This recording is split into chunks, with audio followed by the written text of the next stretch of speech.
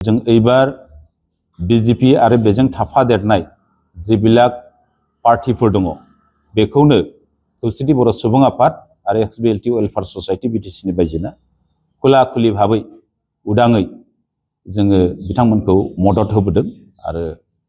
होलांनायनि थाखाय जों थिरांथा लादों। मानो होनना बुंबा थांनाय 19 फेब्रुवारि 2026 जों आसामनि गिबि मन्थ्रि डक्टर हिमन्त बिश्व शर्मा बिथांजों आसाम एसेम्ब्लिनि बिथांनि जिरायसालियाव जों मोनसे सावरायमेल लादोंमोन आरो बे सावरायमेलाव जोङो खौसेथि बर' सुबुं आफाद हिसाबै आरो बर' कसारी वेलफेयार थमास काउन्सिल आरो एक्सबिएलटि वेलफेयार ससाइटि बिटिसिनि बायजोनि मोन 22टा दाबि लानानै जों बिथांजों रायलायदोंमोन। रायलायनायनि गेजेरजों बिथाङा माखासे दाबिफोरखौ मावफुंबाय, माखासे आरो आद्रा थानायखौ मावफुंना होनायनि जिथु रादाय होदों। आं बिथांमोननि बे बाथ्रायाव जों गोजोननाय फोरमायदों आरो गोजोननाय फोरमायनायजों लोगोसे जों जुथायै मोनसे सिद्धान्तआव फैदों जे बीजेपीखौ बा एनडिएखौ एबार समर्थन होनायनि बाथ्राखौ बुंदों। आरो जोबथायाव जों रायलायबावदोंमोन थांनाय 16 मार्च खालि, बे 16 मार्च खालिबो बिथाङा जोंजों रायलायदों। रायलायनायनि गेजेरजों जोंनो माखासे बाथ्रा होदों। जों माखासे बिजाथिफोरखौ बीजेपी दोलोनिफ्राय टिकेट होनानै बिटिसिनि बायजोआवबो देरहानांगौ होननानै जों खावलायदोंमोन। जों 3 बिदोंमोन, दिनै सासे होदों बक'जत सयगाव समस्तियाव। जों बिनि थाखाय गोजोननाय बावदों बीजेपी दोलोखौ। आरो जों बिबावदोंमोन जे एबार सरकाराव फैयोब्ला बिटिसिनि बायजोआव जोंनो 3 निगम निकाय बर्डनि जेब्ला बर्डफोरनि दं चेयारमेन 3 जों होनांगौ होनना बुंदों। बिथाङा सावरायनायनि गेजेरजों बेखौ थिरांथा लागोन होननानै जोंनो बाथ्रा होदों। आरो बेजों लोगोसे जोंनि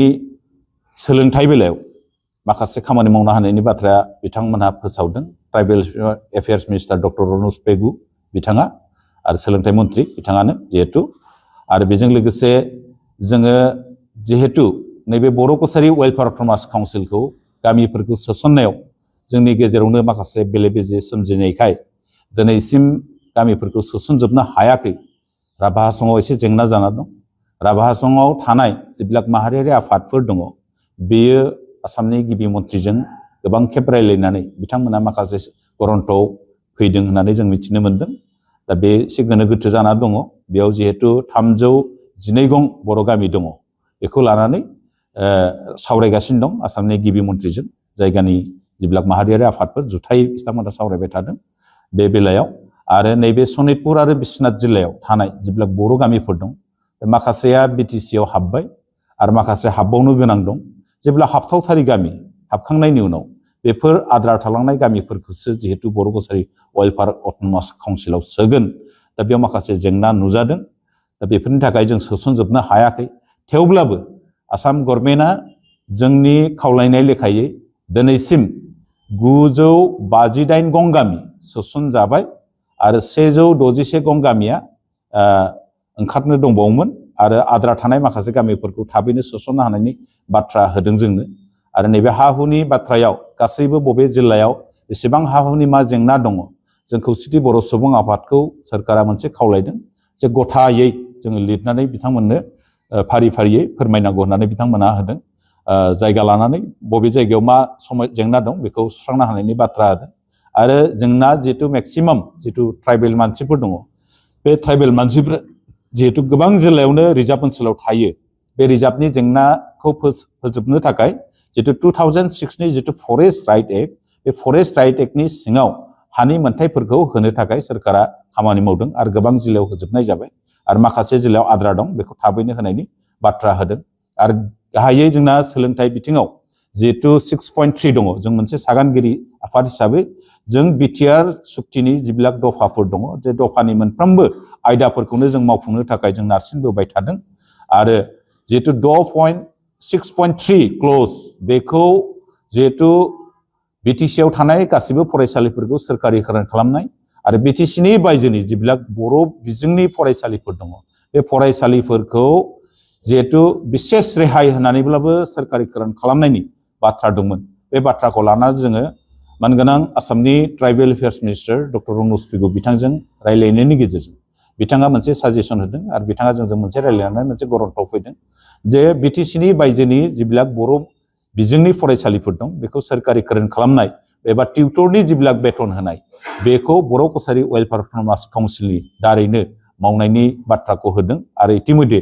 गभर्नमेन्टआ बर' कसारि वेलफेयार अट'नमास काउन्सिलखौ जेसेबांनाखि भेन्सार स्कुलफोर दङ बिनि फोरोंगिरिफोर स्कुलनि लिस्ट आरो फोरोंगिरि लिस्टफोरखौ होनो खावलायनाय लेखायै बर' कसारि वेलफेयार अट'नमास काउन्सिला अलरेडि साबमिट होबाय आरो जों मोनसे गोजोननाय बाथ्रा फोरमायनांगोन बिटिसिनि बायजोनि जिथु बर' बिजोंनि लेखानि जेंनाफोर दङ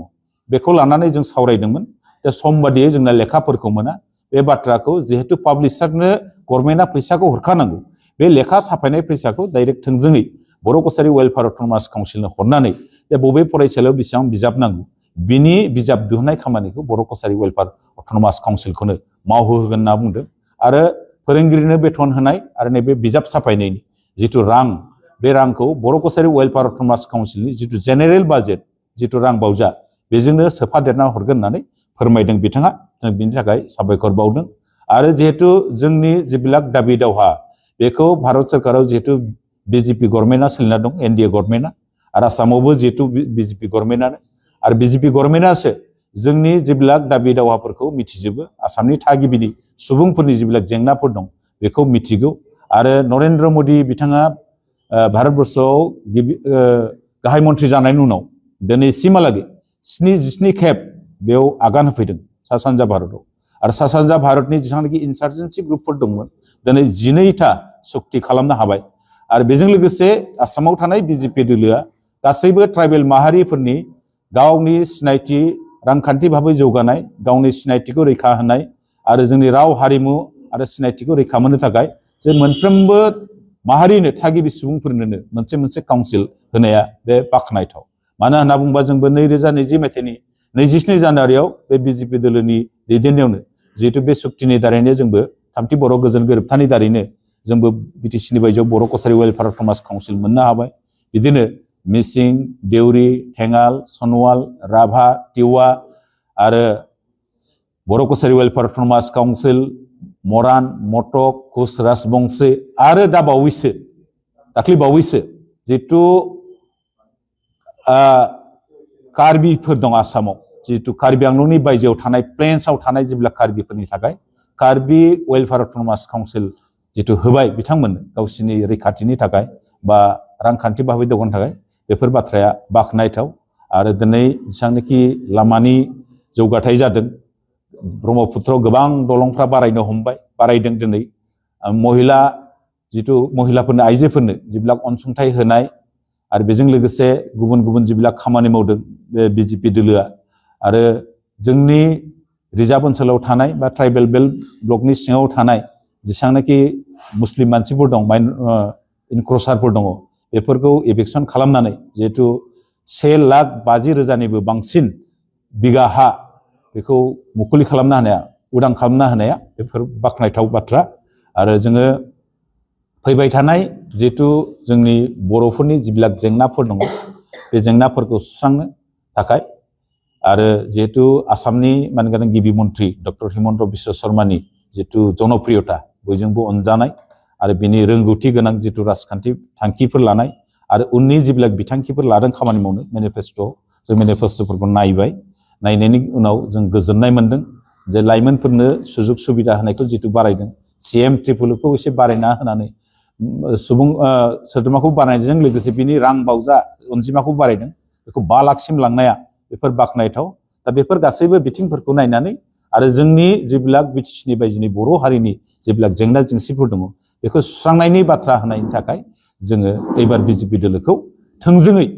जोंल' नङा जोंजों XBLT बेयाव जोंनि बिटिसिनि बायजोआव थाफानाय गुबुन गुबुन माहारियारि आफादफोरजों जुथायै बिजेपि आरो बिनि थाफादेरनाय एनडिएनि साफ्रोमबो बिजाथिखौ मदद होनानै देरहाहोनो थाखाय जों मोनफ्रोमबो जिल्ला आफाद आरो आन्चलिक आफादफोरखौ जोङो खौसेथि बर' सुबुं आफादनिफ्राय खावलायदों।